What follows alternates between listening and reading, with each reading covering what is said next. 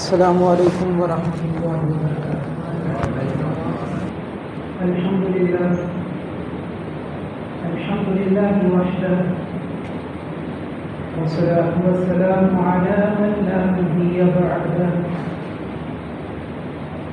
أما بعد فأعوذ بالله من الشيطان الرجيم، بسم الله الرحمن الرحيم، لقد كان لكم في رسول الله أسوة حسنة، وقال النبي صلى الله عليه وسلم من آمن بالله واليوم الآخر فليقل خيرا أو ليصمت، وقال النبي صلى الله عليه وسلم من صمت نجا، أو كما قال عليه الصلاة والسلام۔ محترم سامعین،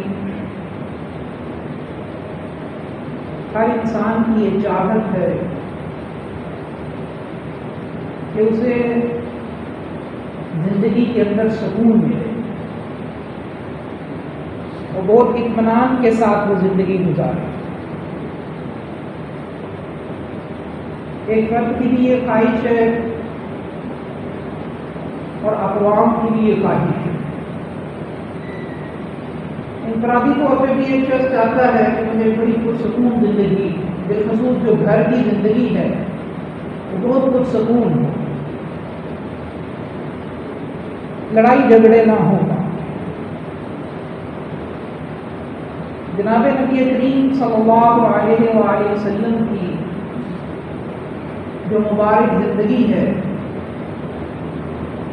وہ ہمیں ہر ایک کو پتہ ہے کہ یہ بہترین نمونہ ہے، تو اس مسئلے کے حل کے لیے بھی وہیں دیکھنا پڑے گا۔ آقا علیہ الصلوۃ والسلام کی گھر کی زندگی کو، اس کا مطالعہ کرنا بہت ضروری ہے، اور وہ اعمال، وہ افعال جن کی وجہ سے زندگیوں میں فساد آتا ہے اور سکون غارت ہوتا ہے، ان کو چھوڑنا ہوگا۔ نشاندہی نبی اکرم صلی اللہ علیہ وسلم فرما چکے ہیں۔ ایک دفعہ ابو سفیان رضی اللہ تعالیٰ عنہ سے آپ نے فرمایا، یا ابا سفیان جئتکم بکرامت الدنیا والآخرہ، کہہ رہے ابو سفیان میں دنیا اور آخرت کی جو فضائل اور مہربانیاں ہیں وہ تمہارے لیے لے کر آئے، دنیا اور آخرت کی راحتیں تمہارے لیے لے کر آئے۔ یعنی صرف آخرت نہیں، دنیا کی زندگی پہلے بنتی ہے جو بھی نبی اکرم صلی اللہ علیہ وسلم کی مبارک زندگی کو اختیار کرے، اور پھر فرمایا وَجُعِلَ الذُّلُّ وَالصَّغَارُ عَلَىٰ مَنْ خَالَفَ أَمْرِي، اور جو میری زندگی کے علاوہ کوئی اور زندگی اختیار کرے گا، جو میری نافرمانی اختیار کرے گا، تو پھر اللہ اسے ذلیل کرتے ہیں، پھر اسے سکون نہیں ہے، سوال پیدا نہیں ہوتا۔ بڑی عجیب بات ہے کہ ہم سکون والی زندگی چاہ رہے ہیں لیکن نبی صلی اللہ علیہ وسلم والی زندگی کو اختیار کرنے کے لیے تیار نہیں۔ وہاں بے سکونی ہے، فساد ہے، وہاں ذلت ہے، جو جب بھی جو نبی صلی اللہ علیہ وسلم کے طریقوں سے انحراف کرے گا تو ایسی بے سکونی والی زندگی ہے۔ اب سیرت تو بڑی وسیع سی ہے، اس میں آج کی نشست میں جو بیان کرنا مقصود ہے، جس کا بہت زیادہ سکون والی زندگی کے اوپر اثر پڑتا ہے، وہ زبان کا استعمال ہے، زبان کا استعمال۔ اگر انسان چاہتا ہے کہ میری زندگی میں سکون آئے، میرے گھر میں سکون آئے، تو سب سے پہلے اسے اپنی زبان، اس پہ قابو پانا ہوگا۔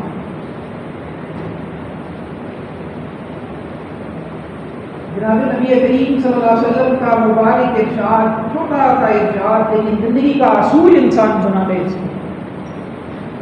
آپ نے فرمایا من سمت نجا، 3 لفظ چھوٹے سے. من صمت نجا، جس نے خاموشی اختیار کی وہ نجات پا. جس نے خاموشی اختیار کی وہ نجات پا. ایک اور موقع پہ آپ نے ارشاد فرمایا من آمن باللہ والیوم الآخر، وہ شخص جو اللہ پر اور قیامت کے دن پر یقین رکھتا ہے، فَلْيَكُنْ خَيْرًا أَوْ لِيَصْمُتْ، تو اسے چاہیے کہ جب بھی بات کرے وہ بھلی بات کرے، ورنہ خاموشی. بات کرنی ہے تو بھلی بات، أَوْ لِيَصْمُتْ، ورنہ خاموش ہو جائے. اب خیر کی بات پاس نہیں ہے، خاموشی بس، اب بولے نہیں. اب اس کے بولنے سے فساد پیدا ہوگا اس کی اپنی زندگی میں اور ان کی زندگی کے اندر. بات کرنے سے پہلے سوچ لے یہ بات کرنی ہے کہ نہیں کرنی. باتوں کو کرنے کے بعد ایک دم کو یہ کیا ہے تو دوسرے سے معذرت کرنی پڑتی، معافی مانگنی پڑتی، میرا یہ مطلب نہیں تھا. اللہ کے نبی فرما رہے ہیں اگر بھلی بات ہے تو وہ کر دو، اور اگر بھلی بات نہیں ہے تو پھر خاموشی اختیار کرو، پھر بات نہ کریں، پھر اس کا بگاڑ نظر آئے گا.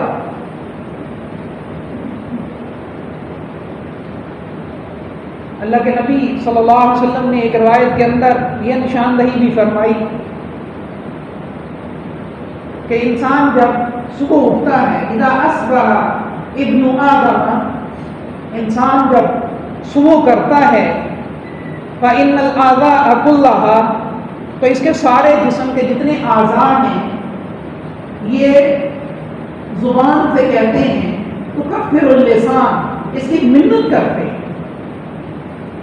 زبان کی منت کرتے ہیں، عاجزی کے ساتھ اس کو کہتے ہیں. فَإِنَّا نَحْنُ بِكَ، کہ دیکھنا ہمارا انحصار تجھی پر ہے. جسم کے سارے اعضاء زبان سے کہتے ہیں ہمارا انحصار وہ تیرے استعمال پر ہے. کہ اگر ان استقمنا، اگر تم سیدھی رہی تو پھر ہم بھی بالکل سیدھے رہیں گے سارے اعضاء. وَأَنِ وَجَجْتَ وَجَجْنَا، لیکن اگر تیرے اندر ٹیڑھا پن آ گیا تو پھر خمیازہ ہم ہی کو بھگتنا پڑے گا. انسان زبان سے کوئی عمل، کوئی گالی دیتا ہے، کوئی بری بات، اور اس کا جو ریئیکشن ہو تو جسم کے اوپر تھپڑ یہاں پڑ رہا، گولی یہاں پڑ رہی، ان کا تو کوئی قصور نہیں تھا ان اعضاء. اس لیے صبح ہوتے ہی زبان کی محنت کرنا شروع کر دیتے ہیں کہ دیکھنا اپنے استعمال میں اختیار کرنا، سیدھی رہے، بھلی بات کرو، بھلی بات. حضرت لقمان علیہ السلام نے اپنے بیٹے کو ایک مرتبہ فرمایا کہ بیٹا کبھی بھی خاموش رہنے پہ نہیں پچھتایا، جب بھی پچھتایا وہ زبان کے بول پہ پچھتایا. خاموشی میں پچھتاوا نہیں ہے، بات کیا پچھتاوا نہیں، اور بول میں پچھتاوا ہے کہ اگر غلط بول دیے اب اس پہ بعد میں پچھتانا پڑے گا. اس لیے بڑی یہ احتیاط ہے، زبان کے بول کو بولا جائے گا، اس کی اللہ کے یہاں بڑی قیمت ہے. بہت سی روایات، 20 روایات ایک ایک لفظ کی قیمت بتاتی کہ کتنی ہے. ایک روایت میں آتا ہے کہ انسان ایک لفظ ایسا زبان سے نکالتا ہے کہ اللہ اس سے راضی ہو جاتے ہیں، اللہ قیامت تک کے لیے اس سے راضی ہو جاتے ہیں، اور اس کو معلوم بھی نہیں تھا کہ میں نے وہ لفظ کہا ہے، بے پرواہی سے وہ لفظ نکلا. اور یہی انسان اپنی زبان سے ایک لفظ نکالتا ہے، اللہ قیامت تک کے لیے اس سے ناراض ہو جاتے ہیں، اور اس کو بالکل پرواہ بھی نہیں میں نے وہ لفظ کہا. یہ لفظ اتنا قیمتی انسان کا بول، اسے نہیں پتا اللہ میرے سے راضی ہوئے، اللہ میرے سے ناراض ہو گئے، اسے نہیں پتا. اتنی احتیاط ہے اس کے اندر بولنے کی.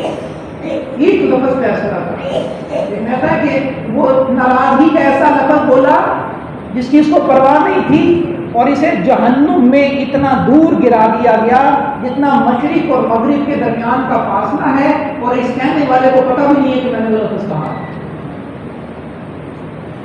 اتنی زیادہ احتیاط ہے بول کے اندر، زبان کا بول جہنم کا فیصلہ کروا رہا ہے.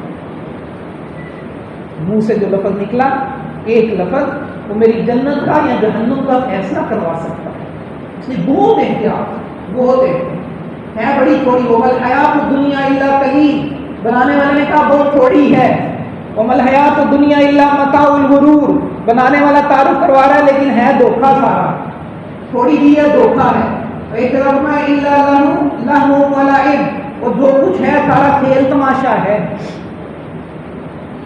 لیکن وہ سارا دھوکے والی زندگی، تھوڑی سی زندگی اہم کتنی ہے کہ اس کا ایک لفظ ہمیشہ کی زندگی بنا رہا، اس کا ایک لفظ ہمیشہ کی زندگی بگاڑ رہا. ایسے نہ سمجھی کہ زندگی نہ گزارے انسان، تو پتہ ہی نہیں ہے جو منہ میں آیا بول دیا، جو منہ میں آیا بول دیا. ایسا نہ کرے انسان. حذیفہ رضی اللہ عنہ نبی کریم صلی اللہ علیہ وسلم کے پاس انتقال، یا رسول اللہ میری زبان بڑی تیز چلتی ہے، کیا کروں؟ میں گھر والوں کو بہت کچھ کہہ دیتا ہوں، انہیں ڈانٹتا ہوں، برا بلا کہتا ہوں، ایسے ہی بلا وجہ کہہ دیتا ہوں، تو کیا کروں؟ اللہ کے نبی نے کہا کہ حذیفہ تو پھر استغفار کہاں گیا؟ یعنی اگر منہ سے بول نکلے پھر توبہ کرو فوراً. حذیفہ استغفار کہاں چلا گیا؟ محدثین نے دونوں باتیں اس میں لکھی ہیں. ایک تو وہ گناہ معاف کروانے کے لیے استغفار کریں، دوسرا استغفار میں یہ اللہ نے علاج بھی رکھا کہ خوب اپنی اس زبان کے اوپر اس گناہ کو نہیں ملاتے ہوئے استغفار کرے. اللہ جل شانہ اس زبان پہ قابو عطا فرمائے. توبہ کرے کہ میں زبان ایسے ہی چلائی جا رہا ہوں، بلا وجہ ہی زبان ایسے ہی منہ سے الفاظ بول دیے، جو دل میں ہے بول دیے. اس زبان سے جتنے بھی بڑے بڑے کبیرہ گناہ اس زبان سے سب سے زیادہ عذاب سے نکلتے ہیں. بدگمانی کرتا ہے، یہ جھوٹ بولتا ہے، یہ غیبت کرتا ہے، بہتان لگاتا ہے، یہ سارے زبان کے گناہ. جس نے اس کو قابو پا لیا وہ تو کام نہ ہو. عامر رضی اللہ عنہ کو وہ ایک دفعہ نبی صلی اللہ علیہ وسلم سے کہنے لگے من نجات یا رسول اللہ صلی اللہ علیہ وسلم، اے اللہ کے رسول نجات کس کی، کیسے نجات پاؤں؟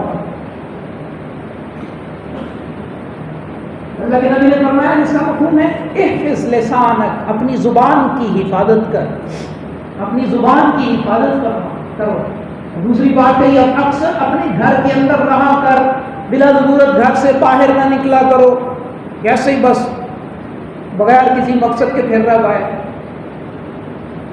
اور تیسری بات فرمائی اپنے گناہوں کے اوپر رویا کر. یہ تین کام کر لے اللہ تجھے نجات عطا فرمائے. زبان کی حفاظت، گھر کے اندر رہنا، بلا ضرورت گھر سے باہر نہ جائے، اور اپنے گناہوں کے اوپر روتا رہے، تو میں اللہ تجھے نجات عطا فرمائے. جیسے بول زبان سے فرشتے جو ہیں وہ ویسے ہی نورانی پاکیزہ ماحول کے اندر رہتے ہیں. مسجد میں فرشتے موجود ہوتے ہیں، اس لیے منع کیا اللہ کے نبی نے کوئی بدبودار چیز کھا کے مسجد میں نہ آؤ، انہیں تکلیف ہوتی ہے. پیاز کھا کے مسجد میں نہ آؤ، فرشتے وہاں پہ ان کا ٹھہرنا مشکل ہو جاتا ہے. تو ایک روایت میں اللہ کے نبی نے فرمایا مسجد کی بات ہی جہاں مرضی ہوتا ہے، باہر گھر میں بیٹھا ہے، میدان میں بیٹھا ہے. آپ نے فرمایا کہ اذا قال العبد، اذا کذب العبد، جب بندہ جھوٹ بولتا ہے، منہ سے کوئی جھوٹی بات نکالی اس نے، تباعد عنہ الملک، اس سے فرشتہ بھاگتا ہے، ایک دم اس سے دور چلا جاتا ہے. نتنا ما جاء به، وہ جو اس کے منہ سے بدبو نکلی ہے اس بدبو کے قریب وہ فرشتہ ٹھہر نہیں سکتا. اس نے سمجھا میں نے جھوٹ بولا، کچھ بھی نہیں ہوا. اس کے قریب وہ جتنے نورانی فرشتے تھے وہ اس کے قریب نہیں رہ سکتے. میل ایک میل کم از کم، ایک میل تک اس سے دور ہو جاتا ہے، وہ اس کے قریب نہیں ٹھہر سکتا. تو یہ کیسے سمجھ لیتا ہے کہ میں نے جھوٹ بولا اور میرے باقی لوگ میرے سے جڑ کے زندگی گزار لیں گے، ان کا میرے ساتھ تعلق اچھا رہے گا. میں نے جھوٹ بولا، کسی کو پتہ نہیں چلا، چلو ٹھیک ہو گیا. ایسا نہیں ہو، لوگ بھی اس سے متنفر ہو جائیں. یہ جو جھوٹ بول رہا ہے لوگ بھی اس کے قریب نہیں ہیں، اس سے متنفر ہوں. اس لیے منہ سے غلط بات نہ نکالے، اور اوروں کی برائی بھی نہ بتاتا پھرے. اللہ کے نبی نے ایک دفعہ صحابہ کو فرمایا کہ دیکھو مجھے کسی کے بارے میں کوئی بات نہ آگے رپورٹنگ نہ کیا کرو کہ فلاں ایسا ہے، یہ نہ مجھے کہا. انی احب ان اخرج الیکم، میں تو یہ پسند کرتا ہوں کہ میں جو آج تمہارے سامنے نکلوں، تمہارے پاس آؤں، انا سلیم الصدری، تو میرا سینہ بالکل کشادہ ہو، کھلا سینہ ہو کسی کے بارے میں، پہلے سے بات نہ ہو کوئی یہ کہ وہ فلاں آ گیا میرے پاس، اس لیے مجھے کسی کی رپورٹنگ نہ کیا کرو کہ یہ فلاں آ رہا ہے۔ ہو سکتا ہے وہ جو فلاں آ رہا ہے وہ آپ کے ساتھ اس نے کسی عمل کی وجہ سے ایسا کیا ہو، وہ ایسا نہیں ہے اور آپ اس کو بتا رہے ہیں، وہ تو آپ نے بھی اس کے ساتھ کچھ کیا ہو، اس لیے کسی دوسرے کو نہ بتاؤ کہ میرا تجربہ یہ ہے، یہ ایسا ہے۔ دوسرے کے بارے میں تو یہ تو بہت اور بڑا گناہ ہوگا، جھوٹ اس سے بچے، بدگمانی سے بچے۔ گھروں میں جو فساد آتا ہے، ماحول خراب، وہ بدگمانی سے ہوتا ہے۔ ہم گھر میں بہت ساری چیزیں خود ہی ہم سمجھ لیتے ہیں کہ ایسا ہوگا، بس وہ دوسرا شخص کہہ رہا ہے کہ میں نے یہ بات کس وجہ سے کی، میں اس کی بات کو قبول کرنے کے لیے تیار نہیں، مگر مجھے پتہ ہے، مجھے پتہ ہے کیوں۔ عجیب بات ہے، تمہیں کیا پتا ہے؟ وہ اپنے بول کی صفائی وہ دے رہا ہے کہ یہ بول میرے یہ مقصد ہے، کہہ رہا میں نہیں قبول کرتا۔ اللہ کے نبی وہی آتی تھی آپ، اور منافق آ کے کہہ رہا ہے کہ یا رسول اللہ اس وجہ سے میں اس غزوے میں نہیں گیا، اللہ بتا رہے یہ منافق ہے، جھوٹ بول رہا ہے، اللہ کے نبی اس کا عذر قبول فرما لیتے۔ گھر میں سکون چاہیے، نبی کی یہ سنت زندہ کرنی پڑے گی عذر قبول کرنے میں۔ ایک شخص کہہ رہا ہے میرا یہ عذر ہے، اسے قبول کر لیں، پتا بھی ہے یہ نہیں ہو سکتا، پھر بھی قبول، اللہ کے نبی کر رہا ہے۔ پتہ میں کہہ رہا ہوں وہی آ رہی، اللہ بتا رہے ہیں یہ جھوٹا، اور آپ کہہ رہے ہیں ٹھیک ہے اٹھ جا۔ اور تبوک میں تو بڑا تفصیلی واقعہ ہے، تبوک کی جنگ کے اندر 80 منافق، 80 مدینہ کے رہنے والے 80 منافق، 80 اور لوگ بھی تھے، آ کے بتا رہے ہیں یا رسول اللہ یہ وجہ ہوگی، یہ وجہ ہوگی، اور اللہ کے نبی کو تبوک کے بعد نام بتا دیے یہ منافق ہے، اور آپ کہہ رہے ہیں اٹھ جا، ٹھیک ہے اٹھ جا، جا چلا جا، تیرا فیصلہ، چلا جا، یہ فرما۔ تو میں انہیں قبول کرنے کے لیے تیار ہی نہیں، تو پھر بعد میں جو گھر کے لاپت ہیں اس کے لیے کہہ رہا ہو وہ گھر میں یہ ہو اور تمہارے غلط عمل کی وجہ سے ہو رہا ہے، تم نے دوسرے کا عذر قبول نہیں کیا، آپ کے ساتھ آئے گا گھر کے اندر۔ اور سچ بولنے میں یہی تبوک کے موقع کے اوپر ایک بڑا تفصیلی واقعہ آتا ہے، حضرت کعب رضی اللہ تعالیٰ عنہ کو 3 لوگوں کو سوائے 3 بڑے پکے مسلمان پیچھے رہ گئے تھے، توبہ میں بڑی تفصیلی ان کا واقعہ آتا ہے، اس میں ایک کعب رضی اللہ تعالیٰ عنہ کو بڑی تفصیلی اپنی بات بتاتے ہیں کہ میں اس سے زیادہ کبھی خوشحال نہیں تھا جتنا تبوک میں خوشحال تھا، میرے پاس 2 اونٹنیاں تھیں، اس سے پہلے کوئی نہیں، تو میں نے کہا میں تیری سے بعد میں مل جاؤں گا، جا کے لشکر روانہ ہو گیا، اور میں جب بعد میں چاہا بھی تو میں نہیں نکل سکتا۔ تبوک میں اللہ کے نبی نے پوچھا کام نہیں نظر آ رہا، ایک سال بول پڑے، اس کو اپنے مال اور جمال کی اکڑ میں روک لیا، مال رضی اللہ فوراً کو کہا نہیں ایسی بات نہیں ہے، ہم تو جانتے ہیں اس شخص کو۔ اللہ کے نبی نے خاموشی اختیار کی، واپس تشریف لائے، منافق آ کے کہہ رہے یا رسول اللہ اس وجہ سے آپ کہہ رہے ٹھیک ہے اٹھ جاؤ چلے جاؤ، اور کعب رضی اللہ تعالیٰ عنہ آئے، اللہ کے نبی نے تبسم اعراض کے ساتھ تبسم فرمایا، کعب کہتے ہیں جیسے مجھ سے ناراض ہوں ایسے آپ نے کہا یا رسول اللہ خدا کی قسم وہ منافق نہیں، تو آپ نے فرمایا کعب ادھر آ گیا، آگے بٹھایا، کہا کیا بات ہے؟ اس سے پہلے میں اتنا کبھی خوشحال نہیں تھا جتنا اس وقت خوشحال ہوں، میری خوشحالی مجھے رکنے کا باعث بن گئی۔ بس اگر میں آج کسی دنیا دار کے سامنے بیٹھا ہوتا، اللہ نے مجھے زبان پہ بڑا عبور دیا ہے، میں بڑی آسانی سے نجات پا جاتا، اور میرے اللہ میرے سے ہمیشہ کے لیے ناراض ہو جاتا، لیکن آپ کے سامنے میں سچ ہی کہہ رہا ہوں، اور قریب ہے کہ آپ کو بہت غصہ آئے لیکن اللہ میرے سے راضی ہو جائیں گے اندر، تو میں تو سچ ہی بات کرتا ہوں۔ اللہ کے نبی نے کہا کہ اب تو نے جو بات کی ہے تو نے سچ کہا، جو بات کی ہے تیرا فیصلہ اللہ ہی کرے گے، اٹھ جائے یہاں سے۔ تشریف لے گئے، پوچھا اور کسی کے ساتھ ایسا معاملہ ہوگا؟ اور 2 صحابی اور بھی ہیں، ایک ہلال رضی اللہ تعالیٰ عنہ، ان کے ساتھ بھی جو ہے بالکل ایسا ہی معاملہ کیا، اور ایک ابن ربیعہ، ان کے ساتھ بھی ایسا ہی معاملہ ہوا. تو کیا مجھے سکون ہو گیا. یہ دونوں بدری تھے، دونوں بڑے بزرگ تھے. ان کا عذر بھی اللہ کے نبی نے قبول نہیں کیا کہ وہ بھی بغیر کسی عذر کے گھر میں بزرگی کی وجہ سے، اور جو رشتے دار آئے تھے اسی سارے خاندان والے اکٹھے وہ نہیں نکل سکے. تو کہا پھر 40 دن تک اللہ کے نبی نے کہا ان کے ساتھ کسی نے بات نہیں کرنی. 40 دن کسی نے بات نہیں کی. زمین اپنی وسعت کے باوجود ہم پہ تنگ ہو گئی. ایک دن مدینے کے بعد باقی دونوں بزرگ وہ تو گھر میں چھپ کے بیٹھ کے، میں مسجد میں آ جایا کرتا تھا، مدینہ میں بھی بازار میں پھرا کرتا، کوئی بات نہیں کرتا تھا. اللہ کے نبی نے منع کیا تھا ان سے بات نہیں کرنی. ایک قبطی آیا خط لے کر اور آ کے مجھے کہا یہ غسان کے بادشاہ نے خط دیا ہے کہ میں نے خط کھول کے دیکھا کیا لکھا ہے. تو کافر بادشاہ اس نے مجھے آفر کی تھی، میں نے سنا تمہارے صاحب تم سے ناراض ہیں، تم سے بولتے نہیں ہیں، اللہ تمہیں ذلت کی جگہ پہ نہ رکھے، ہمارے پاس آؤ تمہیں اکرام کریں گے تمہارا. کعب کہتے ہیں اور اپنے آپ پہ غصہ آیا، میں نبی صلی اللہ علیہ وسلم کے پاس بھاگا گیا، یا رسول اللہ اب یہاں تک حالت آ چکی ہے کہ کعب کے ایمان کے اوپر سوال ہے. اللہ کے نبی خاموش رہے، آپ نہیں بولے، آپ نے جواب نہیں دیا کہ تیرا فیصلہ اللہ فرمائے گا. 10 دن اور گزر گئے کسی بات. 10 دن کے بعد بڑا تفصیلی واقعہ میں صرف مختصر عرض کروں. 10 دن کے بعد ایک پہاڑ پہ کھڑا، میں فجر کی نماز کے بعد اپنی چھت پہ آیا تو پہاڑ سے ایک آواز آئی کہ کہا تجھے خوشخبری ہو. تو میں ایک دم کھل اٹھا کہ اللہ نے میری توبہ کو قبول کر لی. ایک صاحب گھوڑے پہ فوراً بھاگ کے میرے گھر آیا، نے کہا تھا کہ کہا مبارک ہو اللہ نے تیری توبہ قبول کر لی. میں بھاگا تھا، میرے پاس وہ ایک ہی کپڑا تھا جو میں پہن رہا تھا، میں نے فوراً وہ آنے والے کو دیا، یہ تیری جو ہے وہ تیرے انعام ہے، تو نے خوشخبری سنائی ہے. میں نے کسی سے ادھار مانگ کے کپڑے پہنے اللہ کے نبی کے پاس گیا. اللہ کے نبی کا چہرہ ایسے کھل رہا تھا جیسے 14ویں رات کا چاند ہوتا ہے مجھے دیکھ کے. پہلے سب سے پہلے ابو طلحہ اٹھے اور مجھے گلے لگایا اور بڑے خوش ہوئے، میں کبھی نہیں بھول سکتا.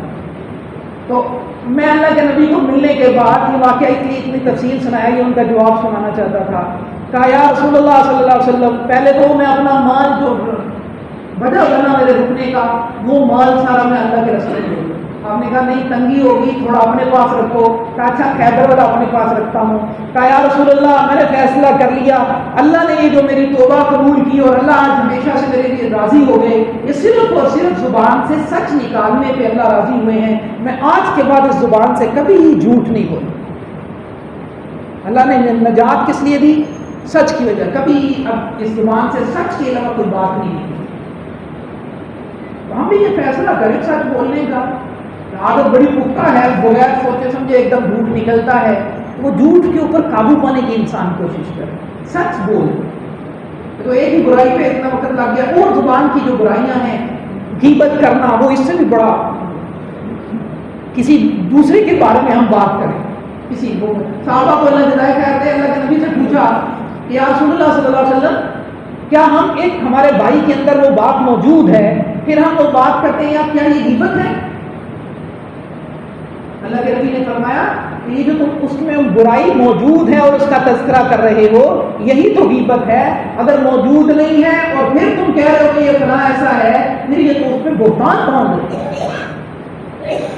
اور قرآن نے کتنی عجیب تمثیل دی ہے، وہ ہم سوچنا پسند نہیں کرتے. قرآن کہتا ہے کہ جب تم کسی دوسرے کے بارے میں غیبت کرتے ہو تو بھلا کیسا ہے؟ جیسے ان یاکل لحم اخیہ، ایسے جیسے تم اپنے مردہ بھائی کا گوشت کھاتے.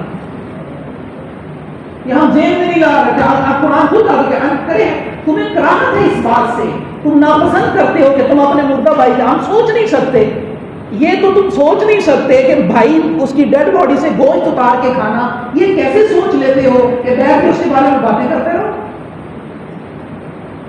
یہ ہمارے گھروں کے اندر فساد کی ایک وجہ یہ ہے، ہم دوسروں کے بارے میں ازیوم کر لیتے ہیں، پھر ویسی باتیں کرتے ہیں، اس کی برائی. ایک صحابی رضی اللہ تعالیٰ عنہ نبی صلی اللہ علیہ وسلم کے پاس آئے اور آ کے کہنے لگے یا رسول اللہ صلی اللہ علیہ وسلم اريد ان يسرني يوم القیامہ.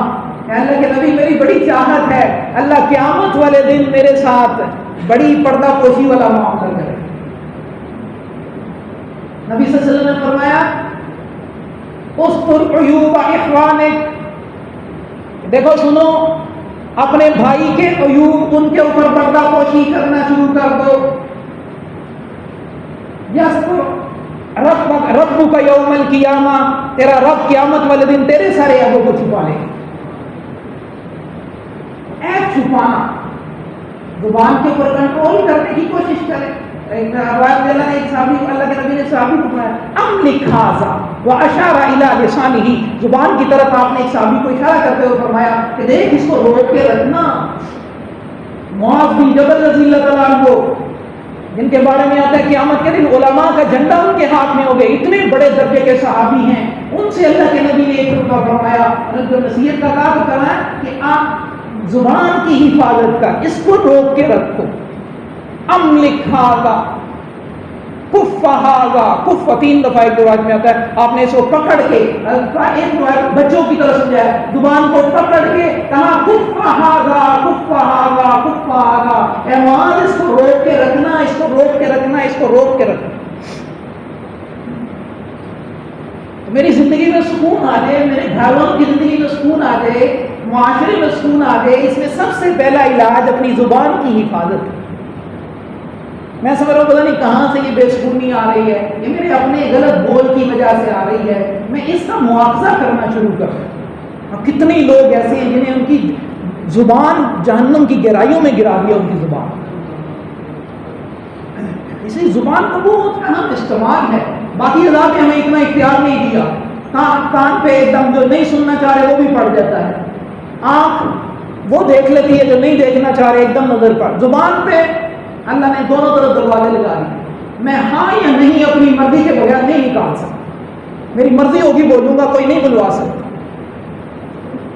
اس لیے زبان کا بہت اہم استعمال ہے، ہم اس کو بولنے سے پہلے سوچے بہت دفعہ، یہ بولوں گا تو اس کے اثرات کیا پڑیں گے۔ اثرات ہوتے ہیں اس کے زبان کے بول کے، جیسے برے بول کے اچھے بولوں کے بھی۔ انس رضی اللہ تعالیٰ عنہ سے ایک دفعہ نبی اکرم صلی اللہ علیہ وسلم نے، آپ نے فرمایا یا بنیا، اے میرے بیٹے، ان قدر تھا او تصبیا او تمسیا، اگر تیرے سے یہ ہو سکے کہ تو وہ صبح اور شام اس حالت میں کرے، اس حالت میں تو کرے کہ تو اپنے دل کے اندر کسی کے بارے میں کینہ نہ رکھ، فافعل، تو ایسا ضرور کر، وذالک سنتی، یہ میری سنت ہے۔ محدثین نے اس کا ترجمہ کہا یہ میری بہت بڑی سنت ہے کہ اپنے دل کے اندر کسی کے بارے میں کوئی بات نہ رکھ، یہ میری بہت بڑی سنت ہے۔ ومن احب سنتی فقد احبنی، جو میری سنت سے محبت کرے گا وہ ایسا جیسے میرے سے محبت کرتا ہے۔ ومن احبنی کان معی فی الجنہ، اللہ جنت میں میرے ساتھ اس کو کر دے گا۔ اللہ تعالیٰ سے دعا ہے کہ اللہ پاک ہمیں زبان کی حفاظت کرنے کی توفیق نصیب فرمائے، اور جیسے ہی اللہ پاک چاہتے ہیں ویسے بول ہمارے منہ سے نکلے۔ وآخر دعوانا الحمد للہ رب العالمین۔